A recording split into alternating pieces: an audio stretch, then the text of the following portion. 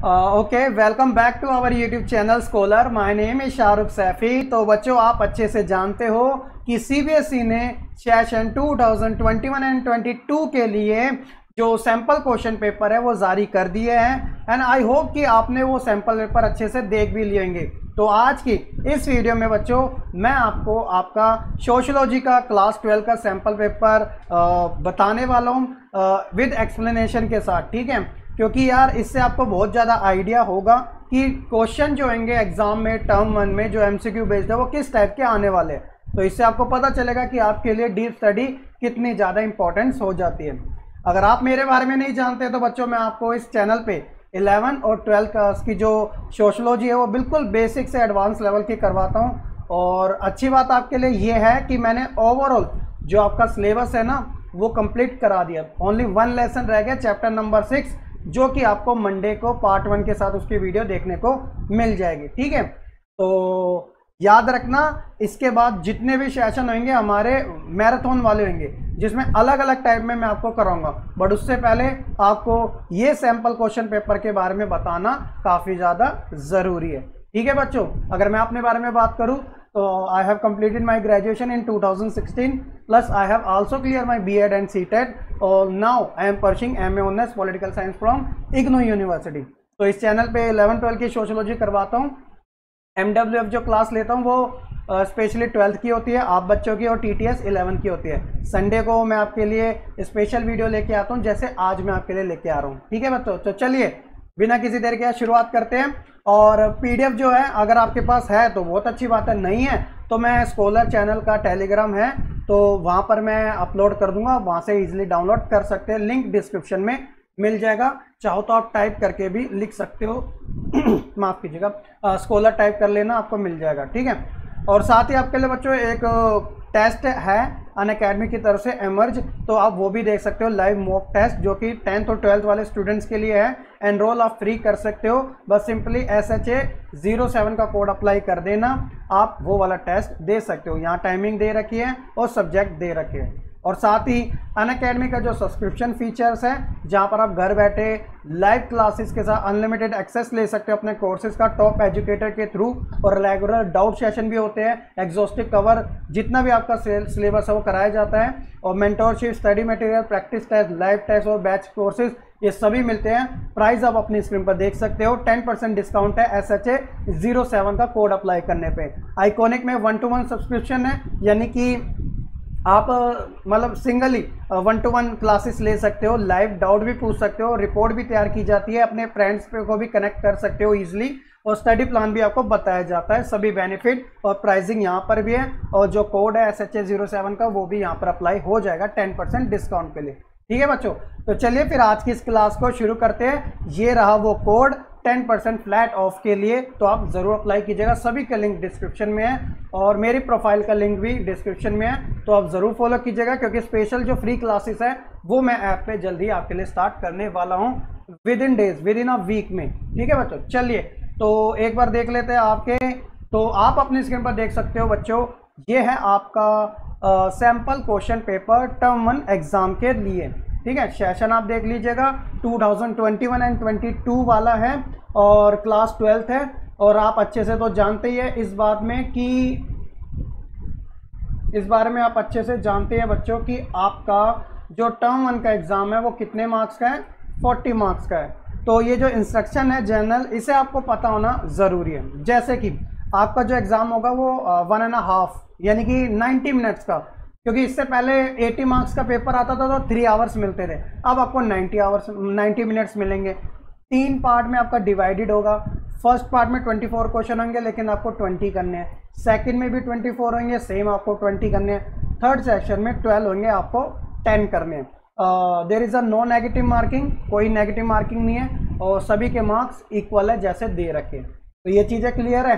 चलिए तो एक चीज़ याद रखना, ओवरऑल 50 क्वेश्चन है लेकिन 40 आपके आ रहे हैं, तो 10 जो क्वेश्चन है ना, जो 10 मार्क्स है, आप जानते हैं कि इंटरनल असाइनमेंट के हैं, उसके अकॉर्डिंग वो भी काउंट किए जाएंगे। तो होप सो कि आपको ये चीज़ें पहले से क्लियर होगी। तो शुरुआत करें बच्चों आपके फर्स्ट क्वेश्चन के, हम जल्दी जल्दी करेंगे, ज़्यादा टाइम वेस्ट नहीं होगा। तो सेक्शन ए से हम स्टार्ट कर रहे हैं बच्चों। तो चलिए बच्चों बात करते हैं आपके फर्स्ट क्वेश्चन के साथ, सेक्शन ए वाला है। तो क्वेश्चन है बच्चों कि there is a close relationship between disability and poverty. Okay, तो identify the option that does not hold true in this context. तो आपको बच्चों रिलेशनशिप बतानी है डिसेबिलिटी और पॉवर्टी के बीच में कि इनमें से जो 4 ऑप्शन है वो एक गलत है, उसी को आइडेंटिफाई करना है। ठीक है, तो पहला है ऑप्शन नंबर ए बोलता है मेल न्यूट्रिशन यानी कि कुपोषण जिसे कहते हैं। ओके, बी बोलता है कि फ्रिक्वेंट चाइल्ड बर्थ यानी कि बार बार बच्चे पैदा होना। और तीसरा जो है वो है इनएडुकेट इम्यूनाइजेशन यानी कि अपर्याप्त जो टीकाकरण करते रहते हैं। और चौथा है बच्चों हाई सोशियो इकोनॉमिक स्टेटस। तो अगर इसके करेक्ट आंसर की बात करें तो बच्चों आपका ऑप्शन नंबर जो डी है वो इसका करेक्ट आंसर होगा। हाई सोशियो इकोनॉमिक स्टेटस जो है यानी कि उच्च सामाजिक आर्थिक नीति, ये इसमें नहीं आता, बाकी ऊपर 3 वाले बिल्कुल कॉमन है। ठीक है, चलिए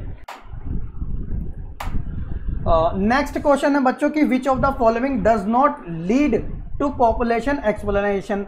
इट्स मीन कि इनमें से एक ऐसा कारण है जो कि सही नहीं है जनसंख्या विस्फोट को लेके यानी कि पॉपुलेशन एक्सप्लेनेशन को लेके। तो ऑप्शन है बच्चों low level of economic development can lead to population explanation यानी कि आर्थिक व्यवस्था का कम स्तर क्या जनसंख्या वृद्धि को कारण बन सकता है बढ़ावा विस्फोट का।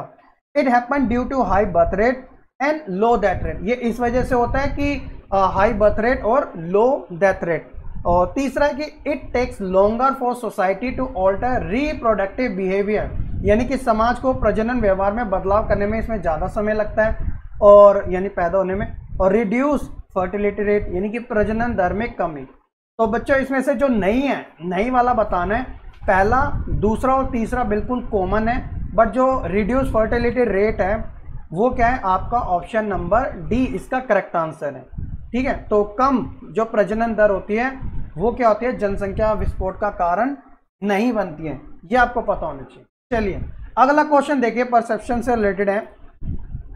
India's population is projected to increase from 1.2 billion today to an estimated 1.6 billion by 250 माफ कीजिएगा 2050। दिस हैपन ड्यू टू, बोल रहे हैं कि मान लीजिए आज के समय जो पॉपुलेशन है वो 120 करोड़ के आसपास है और एस्टिमेटेड ये बताया जाता है कि 160 करोड़ पहुंच जाएगी 2050। तो उसका जो रीज़न होगा वो क्या माना जाएगा, population momentum, population exponential, population policy या फिर नेशनल हेल्थ पॉलिसी।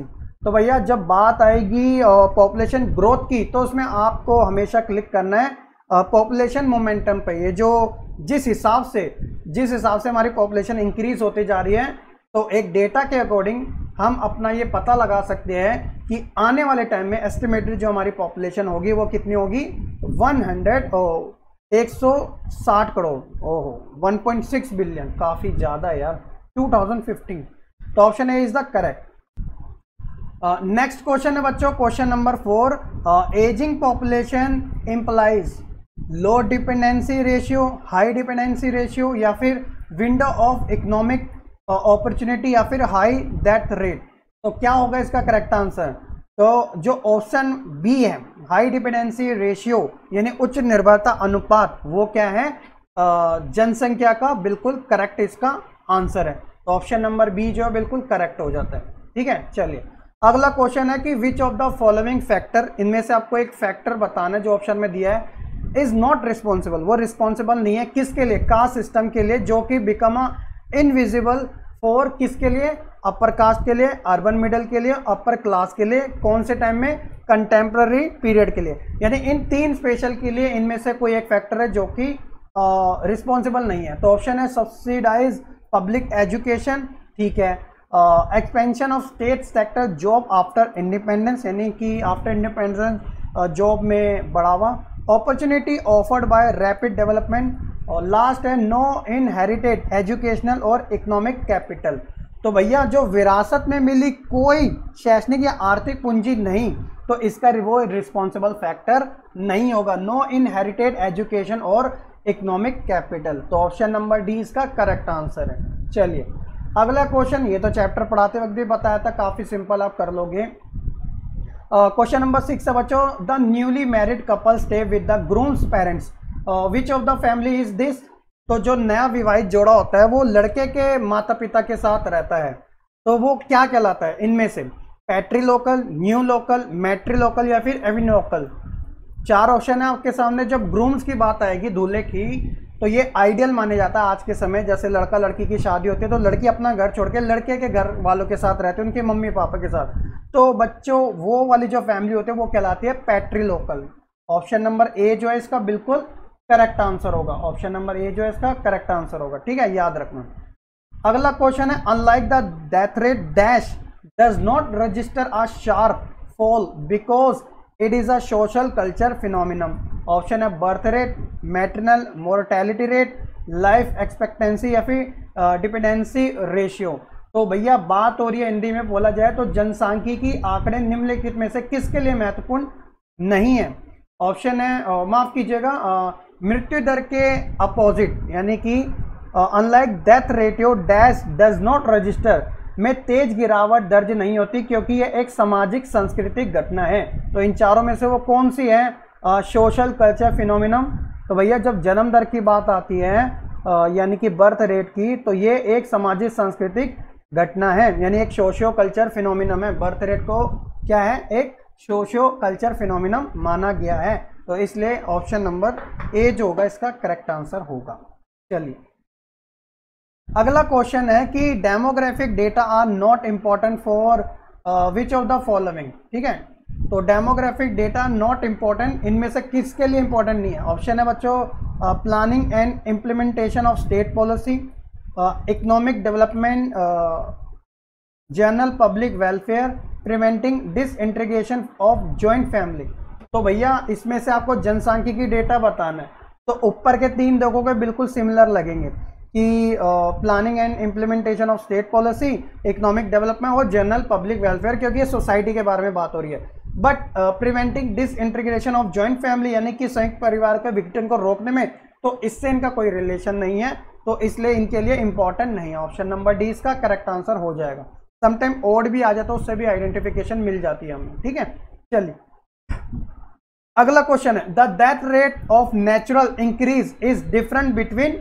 ऑप्शन है आपके सामने, प्राकृतिक वृद्धि दर के बीच अंतर है, birth rate and maternal mortality rate, okay, maternal mortality rate and life expectancy, dependency ratio and death rate, birth rate and death rate. तो भैया इसका जो करेक्ट आंसर होगा, the death rate of natural increase it is the difference between birth rate and death rate. ये आप काफी time से पढ़ते आ रहे हो तो काफी नॉर्मल सा होगा आपके लिए। ठीक है, ओके, क्वेश्चन नंबर 10 है बच्चों की कास्ट सिस्टम इम्पोजिस रूल, यानी कि जो जाति व्यवस्था है वो रूल को यानी नियमों को लागू करती है।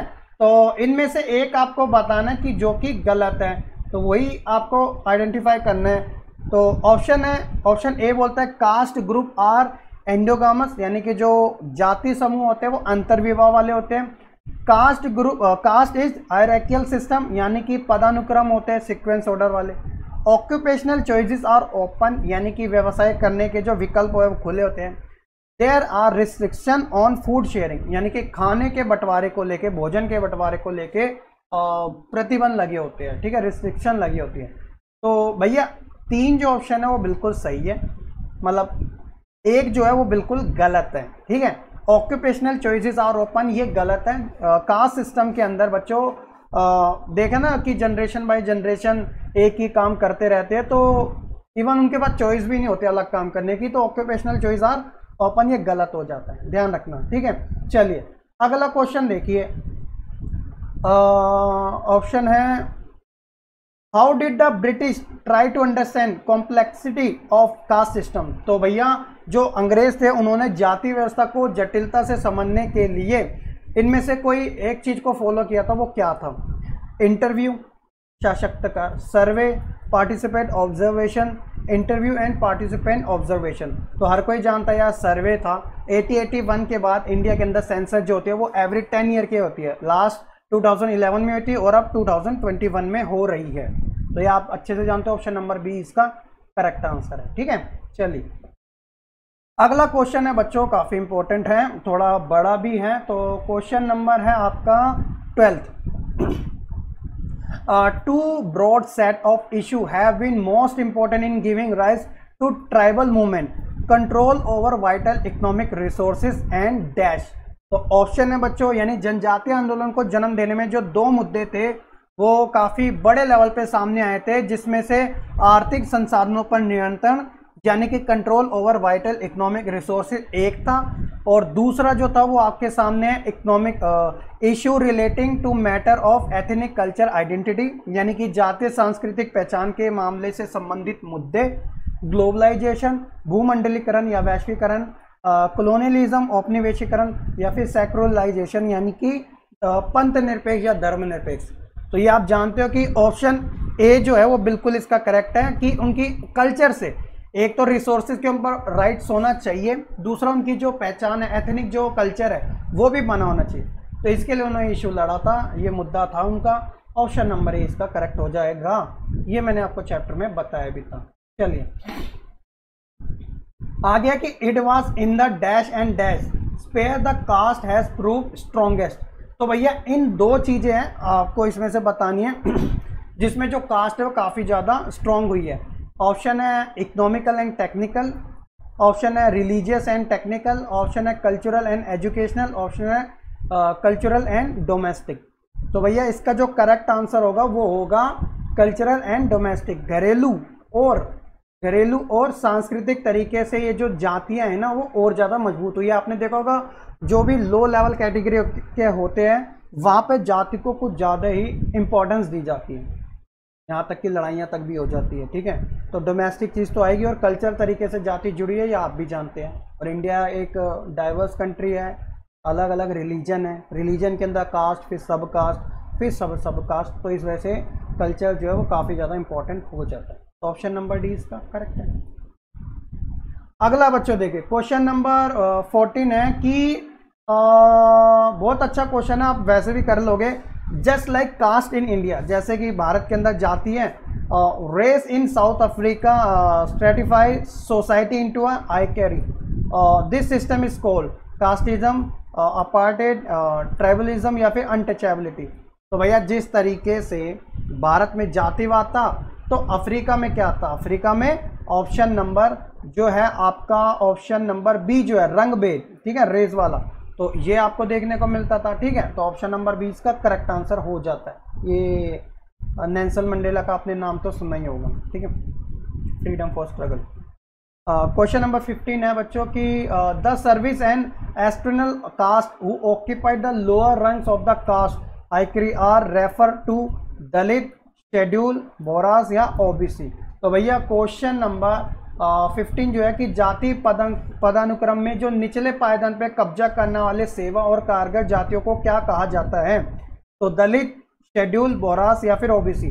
तो ऑप्शन ओबीसी आएगा क्योंकि ये निचले पायदान पे हैं। हालांकि ये SC ST वर्ग से अलग थे, बट फिर भी एक आइडेंटिफाई किया गया था। कुछ एक ऐसे भी ग्रुप्स हैं जो कि इकोनॉमिकली काफ़ी ज़्यादा वीक है और लो लेवल पर है। ठीक है, और इनके लिए जो काका कालेलकर की जो फर्स्ट रिपोर्ट थी वो आई भी थी 1953 में, अभी तो पढ़ाया चैप्टर, तो ओबीसी बिल्कुल इसका करेक्ट आंसर होगा। ठीक है, अगला है कि dash is often grounded in stereotype. अभी मैंटिक्यूज में भी दिया था कि इनमें से एक कोई है जो कि हमेशा स्टीरियोटाइप पर बेस्ड होता है। ठीक है, पूर्वग्रह जिसे हिंदी में बोलते हैं। ऑप्शन है इंक्लूजन, प्रेजुडाइज, रिजर्वेशन, एकोमोडेशन। तो हर कोई जानता है प्रेजुडाइज जो है पूर्वग्रह, वो क्या है, स्टीरियोटाइप्स है। ठीक है, कि यार बिल्ली ने रास्ता काट दिया मैं आगे नहीं जाऊंगा, पुरानी बात है और उसे सच मान लेते हैं लोग, तो याद रखना। अगला क्वेश्चन है क्वेश्चन नंबर 17 है कि क्वेश्चन नंबर 17 है कि people do not face discrimination and exclusion on the basis of caste, class, gender और फैमिली सिस्टम। तो अभी मैंने आपको मेंटी में दिया था कि जो लोग हैं असमानता और बहिष्कार इनमें से किस में नहीं देखते, कास्ट में भी देखते हैं, क्लास में भी देखते हैं, जेंडर में भी देखते हैं, बट फैमिली सिस्टम में नहीं देखने को मिलता। तो नहीं पूछा है, तो इसलिए ऑप्शन नंबर डी जो है इसका करेक्ट आंसर है। ठीक है, अगला क्वेश्चन है बच्चों की cultural diversity can present tough challenges, which of the following is not a reason for the same. कि इनमें से कौन सा कारण सही नहीं है कि सांस्कृतिक विविधता जो मैं आपको मंडे को चैप्टर कराने वाला हूं उसकी कठिन चुनौतियां पेश कर सकती है। It can arise intense patience, it can often mobiles large number of people, culture identity are not significant, cultural differences and accompanied by economic and social inequality। तो भैया इसका जो करेक्ट आंसर है वो है culture identity are not significant, यानी कि सांस्कृतिक पहचान जो महत्वपूर्ण नहीं है। तो इसमें से यही वाला बिल्कुल गलत है। बिल्कुल इसमें जो कल्चरल आइडेंटिटी है वो इम्पोर्टेंट है, बट यहाँ पर नहीं की बात हो रही है, तो इसलिए ऑप्शन नंबर सी जो है वो इसका करेक्ट आंसर हो जाता है। चलिए अगला है कि dash is the most recent significant initiative by the civil society which make the state accountable to the nation and its people। MNREGA, Beti Bachao, RTI या फिर नेशनल हेल्थ पॉलिसी। तो आरटीआई राइट टू एजुकेशन और राइट टू इंफॉर्मेशन, जहां पर civil society में यानी लोगों को गवर्नमेंट के बारे में जानने का राइट्स है, कोई भी इंफॉर्मेशन लेने का कि डेटा बताइए, जॉब कितनी है वगैरह, तो उनको easily right to information act के थ्रू पता चल जाता है। आरटीआई कोई भी लगा सकता है, ठीक है। ऑप्शन सी इसका करेक्ट है। अगला है कि language coupled with dash and dash है provided the most powerful instrument for the formation of ethno national identity in India. तो क्या है वो आपके सामने कि इनमें से कोई दो चीजें हैं जो भाषा ने भारत में जातीय राष्ट्रीय पहचान के निर्माण में सबसे शक्तिशाली वो साधन प्रदान हुई है। तो रीजन और रिलीजन, क्षेत्र और धर्म, रीजनल एंड ट्राइबल आइडेंटिटी यानी कि क्षेत्रीयता और आदिवासी पहचान, एंड सुप्रीम सी है रिलीजन एंड क्लास, धर्म और वर्ग, और क्लास और जेंडर यानी कि वर्ग और लिंग। तो भैया आप जानते हो कि लैंग्वेज और coupled with the dash and dash, language coupled with the regional and tribal identity provide है the most powerful instrument of the formation ethno national identity in India. तो ये दो चीजें, ट्राइबल आइडेंटिटी यानी आदिवासी पहचान इंपॉर्टेंस और क्षेत्रीयता। Option number 20 का correct है। अगला है to be affective the idea of inclusive nationalism had to be build into the dash, constitution, parliament, supreme court या फिर लेजिस्लेचर। तो भैया क्वेश्चन नंबर 21 जो है उसका जो आंसर है वो है आपका ऑप्शन नंबर बी। प्रभावी होने के लिए समावेशी राष्ट्रवाद यानी इंक्लूसिव नेशनलिज्म की बात हो रही है, तो कॉन्स्टिट्यूशन में उसका जिक्र आता है। तो ऑप्शन नंबर ए जो है वो बिल्कुल करेक्ट है। अगला क्वेश्चन है बच्चों, what creation is used to define minority in sociological sense. Option is privilege, only numerical distinction, solidarity due to experience of disadvantage या फिर इंडिविजुअलिज्म, तो व्यक्तिवादिता। तो भैया इसका जो करेक्ट आंसर है वो है आपका ऑप्शन नंबर सी, यानी कि सॉलिडेटरी, एकजुटता, due to experience of disadvantage यानी कि नुकसान के एकजुटता नुकसान के अनुभव के कारण। क्वेश्चन था कि सामाजिक अर्थों में अल्पसंख्यक को परिभाषित करने के लिए मानदंड का उपयोग किया जाता है, तो वो सॉलिडिटी का, ताकि सब एक साथ मिलकर रहें, ठीक है। अगला है बच्चों क्वेश्चन नंबर 23 जो कि है आपका डैश स्टेट ऑफन लिमिट और एबॉलिश सिविल लिबर्टीज। तो इनमें से कौन सा है अक्सर जो कि नागरिक जो ह्यूमन की जो लिबर्टी है, स्वतंत्रता है, उसे कंट्रोल में ला देता है, मतलब सीमित कर देता है। ऑथोरिटेरियन, डेमोक्रेटिक, सिविल या फिर लिबर्टारियन। तो भैया तीनों जो है वो तो एक डेमोक्रेटिक का ही पार्ट है, ठीक है। पर यार ये जो ऑथोरिटेरियन है ना, सत्तावादी, जहाँ पे कम्युनिस्ट वाला चीज़ें आ जाती है, तो यहाँ पर लोगों के जो राइट्स है वो कंट्रोल कर दिए जाते हैं। तो ऑप्शन ए जो है इसका करेक्ट आंसर होगा। नेक्स्ट है कि Stri Purush Tulana was written a protest against to double standard of a male dominant society. The author of this book was Tarabai Shinde, Savitri Phule, Annie Besant या फिर अनीता गाई। तो ताराबाई शिंदे मेंटी क्वेश्चन में पूछा था, इन्होंने स्त्री पुरुष तुलना लिखी थी जो कि डबल स्टैंडर्ड यानी कि मेल को ज़्यादा अच्छा बताया गया, फीमेल को गलत, ठीक है। तो उसी के खिलाफ इन्होंने ये बुक लिखी थी, महाराष्ट्र की रहने वाली थी। तो ऑप्शन ए जो है इसका करेक्ट आंसर है, ठीक है। अगला देखिए सेक्शन बी जो है उसके मैं आपको सेक्शन बी के मैं आपको दो क्वेश्चन और करवा रहा हूँ। स्कॉलर आप भी हैं, have shown that inequality between man and women are dash rather than dash. तो विद्वानों ने कहा है कि इनइक्वालिटी और जो असमानता है वो महिला और पुरुष के बीच में डैश की बजाय डैश है, यानी नेचुरल की बजाय सोशल है, social instead of natural, desirable instead of undesirable, economic instead of racial. तो भैया ये जो इनइक्वालिटी है वो क्या है, ऑप्शन नंबर बी जो है इसका करेक्ट आंसर है, यानी कि सोशल इंस्टेड ऑफ नेचुरल, यानी कि ये प्राकृतिक नहीं है बल्कि सामाजिक है। और आप भी जानते हो, इसका पीछे रीजन बताया, तब ज़्यादा बताने की जरूरत नहीं है, चैप्टर देख लेना। Low child sex ratio can not be attributed to which of the following factor? Illiteracy, socio culture belief, economic condition, preference for girl child. तो भैया इनमें से low child sex ratio can not be attribute, इनमें से कोई एक कारण है कि उसे जिम्मेदार नहीं ठहराया जा सकता, तो वो है प्रेफरेंस फॉर गर्ल चाइल्ड। अगर कोई महिला को लेकर विश रखता है कि मेरी पहले बेटी हो, तो ये इसमें नहीं गिना जाएगा, ये बिल्कुल गलत है। तो बेटी हो अच्छी बात है, सभी चाहते हैं, लेकिन चाइल्ड सेक्स रेशियो में चाइल्ड सेक्स रेशियो के लिए जिम्मेदार हो जाएगा, ये गलत चीज़ है। ठीक है, तो बच्चों ये 26 क्वेश्चन थे जो मैंने आपको इस वाले सेशन में करवाए हैं। इसके बाद जो होएगा वो आपको सेकंड पार्ट में देखने को मिल जाएगा। ठीक है, और सो कि आपको काफ़ी अच्छे से समझ भी आ चुका होगा, और सो कि आपको अच्छे से समझ आ चुका होगा। इसकी PDF जो है वो मैं टेलीग्राम ग्रुप में शेयर कर दूंगा, टेलीग्राम ग्रुप में शेयर कर दूंगा, तो आप वहाँ से डाउनलोड कर लेना, अगर आपके पास है तो वेल एंड गुड है। उसके बाद ये स्पेशल क्लासेस हैं, तो यूज़र नेम आप देख सकते हो SHA07, यही मैंने यूज़र नेम डाला है, तो इससे आपको काफ़ी ज़्यादा आसानी होगी। ठीक है, और अनअकैडमी की ऐप को डाउनलोड कर लेना, learning app Google play store पे अवेलेबल है। लॉगिन करना, गोल सेट करना, मेन्यू बटन प्रेस करके स्पेशल क्लास पे क्लिक करना, इनवाइट कोड ये वाला डाल देना, आप फ्री में अटैम्प्ट कर सकते हो, 1 टाइम ही डालना होता है। ठीक है, ऐसा कुछ देखेगा इंटरफेस, लाइव रियल टाइमिंग के साथ इंटरेक्शन होगा आपका, क्वेश्चन पूछ सकते हो, पोल भी होगा, और लीडरशिप बोर्ड भी वहाँ पर अवेलेबल होता है। और एक बार प्लस और आइकॉनिक सब्सक्रिप्शन अगर आप इनमें से कोई भी लेते हो, तो उसी के अकॉर्डिंग 4, 6 और 8 मंथ का आपको फ्री मिलता है। और बैच कोर्सेज भी आपके चल रहे हैं बच्चों, ह्यूमैनिटीज़ के, MCQ के, हिस्ट्री, इकोनॉमिक, पॉलिटिकल, ज्योग्राफी, आप कोई भी ले सकते हैं। ठीक है, और ऐप को डाउनलोड करना बिल्कुल ना भूलेगा। होप्स हो कि आपको ये वीडियो काफ़ी पसंद आई होगी, तो आप बच्चे वीडियो को लाइक, कमेंट, शेयर करना बिल्कुल ना भूलेगा। और yes, don't forget to subscribe our scholar channel, ताकि आपको आने वाली जो अपडेट है सबसे पहले मिल सके। बट उसके लिए आपको ये जो घंटी दिख रही है उसे दबा दे दें, ताकि आपको अपकमिंग टाइम्स में नोटिफिकेशन मिल सके। ठीक है, चलिए मिलते हैं फिर नेक्स्ट वीडियो में। होप्स हो कि आपको ये वीडियो पसंद आई होगी, और नेक्स्ट पार्ट में आपका शेड्यूल कर दूंगा, वो आपको पता चल जाएगा। मिलते हैं फिर बच्चों कल की वीडियो में, जो कि मंडे को होगी, चैप्टर नंबर 6 के साथ। कल्चर डाइवर्सिटी वाला हम चैप्टर पढ़ेंगे, उसका पार्ट 1। ठीक है, चलिए, एंड हाँ, yes, don't forget, let's crack it.